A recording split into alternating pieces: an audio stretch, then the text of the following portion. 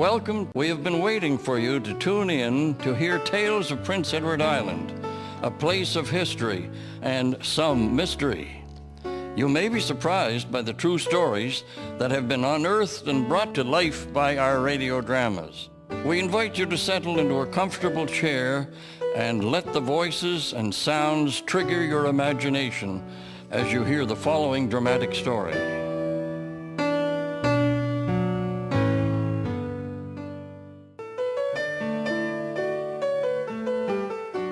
Peter Butler. The trains in the early 20th century brought many visitors from Prince County into the town of Summerside. For you see, Summerside was the commercial and service center for the area and offered opportunities for entertainment on a large scale. Ludlow Hall, built in the 1870s, was a wonderful venue for social events. Within its walls, there were theatrical performances, concerts, dances, and so much more. But artistic fulfillment was not the reason Peter Butler of Glengarry found himself at Ludlow Hall on a cold December night in 1908. No, it was for a very different reason that Mr. Butler found himself there.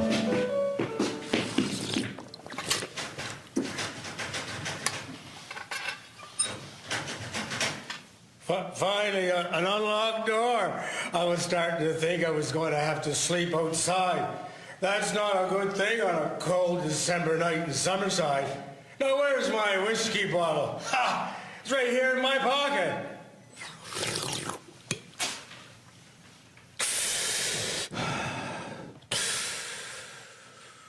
Nothing better than a whiskey, a good cigar, and a warm place to sleep. Ludlow Hall beats the city jail any day. Not that the town's hospitality isn't good. What the dickens? Ah! My coat's on fire! Help!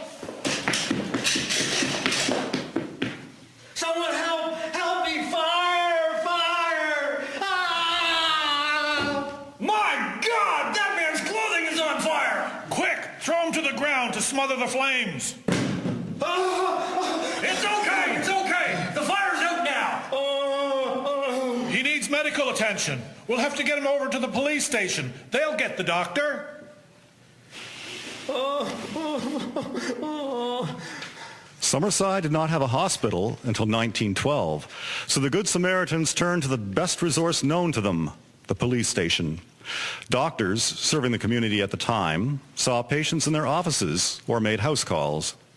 Thanks for coming, Doctor. He's in a bit of a mess. You really did it this time, Peter Butler. Your neck and arm are badly burned. All I can do is remove the charred skin and dress the wounds. There's nothing more to be done. Put him on the next train going west, officer. He needs the comfort of home, not the drinking cold of the streets of Summerside. A western-bound train took Peter Butler home to Glengarry. There he endured pain of an intensity that words cannot describe. The local doctor did the best he could with the resources with which he had to work. But by late January, the wounds had failed to heal and infection was becoming an ever-increasing risk.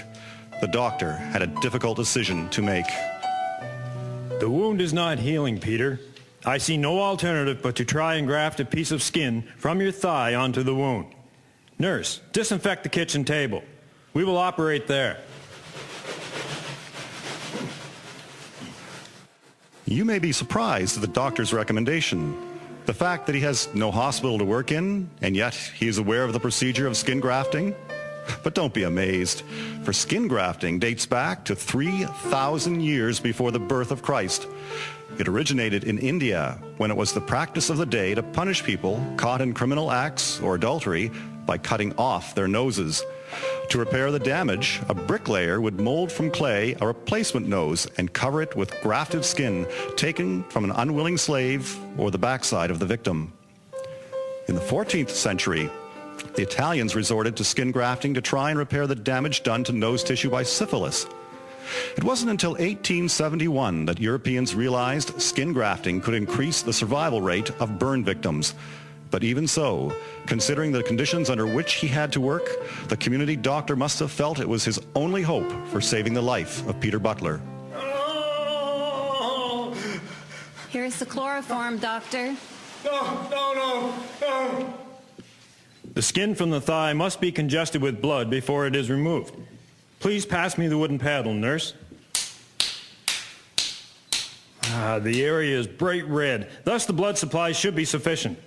Pass me the scalpel. Please dress the wound, nurse, while I begin to sew the donated skin in place. He is stirring, Doctor. Yeah, we finished just in time.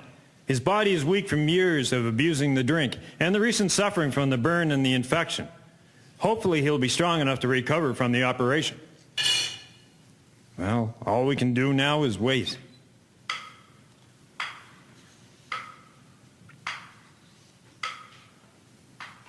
Wake up, Doctor. Something is wrong with our patient.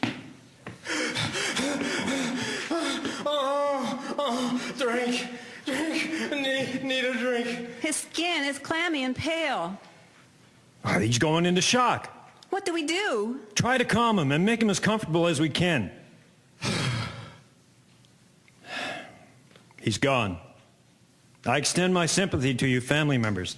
I don't know of anything else we could have done. Peter Butler was laid to rest on a Sunday following the Friday surgery. His final trip to town of Summerside had proved a fatal one. Take heed and learn from what happened to Peter. Be careful with the drink.